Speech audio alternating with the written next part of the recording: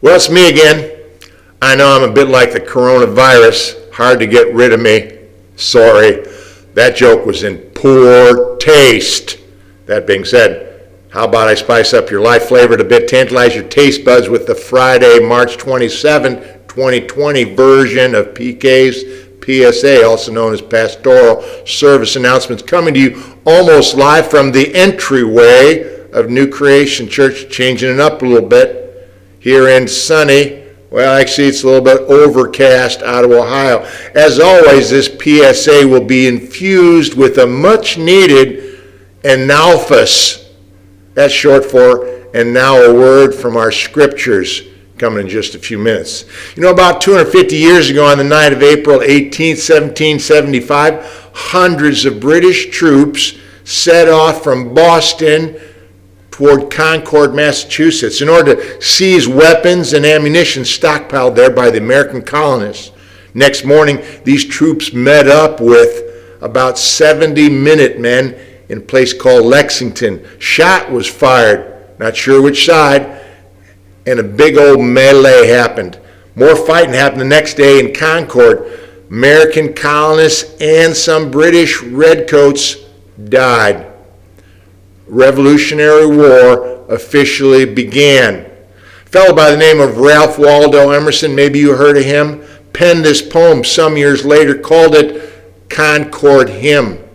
Opening stanza goes like this: the rude bridge that arched the flood, their flag to April's breeze unfurled, here once the embattled farmers stood and fired the shot heard round the world. Shot heard round the world. How the Revolutionary War got started. You know, some say another shot like that was shot in 1914, assassinated an Australian archduke, helped trigger World War I. I'm not too fond of either one of those shots. How about you? But given that baseball isn't happening anytime soon, maybe we prefer reminiscing about 1951 when New York Giants' Bobby Thompson hit the game-winning home run against the Brooklyn Dodgers to nab the NL pennant. Someone called that the shot heard round the world too. You know, nobody's crystal clear about how this pandemic's going to draw to a close. Maybe it's going to get tired of trying to find people to infect because of all this stuff we're abiding by. You know, social distancing and sheltering in place and all. Maybe a bunch more people who are sick need to be quarantined and the virus will just go dormant. Maybe those who've recovered from the virus can make something happen for others with their enhanced immune systems. Who knows, maybe some groups of genius scientists and some drug companies and some infectious disease experts will come up with a shot.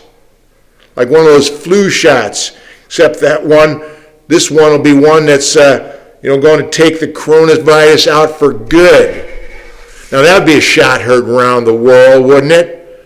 Wouldn't be starting a war, but ending it. Ending the war against COVID-19. That shot would be not only heard, it'd be felt around the world. I'd take that shot, wouldn't you? That shot would trigger something, wouldn't it? Trigger relief, trigger elation, trigger Thanksgiving come early, trigger running up to someone and giving a big old hug. That shot would, if it ever comes, be a game winner for sure. Bigger than win the World Series and some National League pennant. We're just going to have to wait it out. Maybe some shot will come, I don't know, to shut down this virus. In the meantime, we're going to keep doing our part to help flatten the curve until maybe there is no curve. There's a lot of people, including you and I, who are making an enormous collective effort to solve this thing, fix this thing, end this thing, get us back to normal before we forget what normal was even like. You know, it might come down to a shot to remedy it. I for sure can't tell you. But that reminds me, and hopefully you too, of someone who you could say, well, took a shot. Took one in both his wrists and in both his feet. He, if you will, donated some blood, all of it actually, to bring about a remedy for all time. Solved the most historic and global pandemic that ever existed. What's more, he took the shot so we wouldn't have to.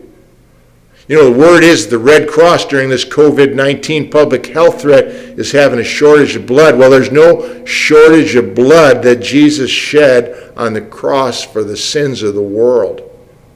Hebrews 9:22 said this, without the shedding of blood, well, there is no forgiveness of sins.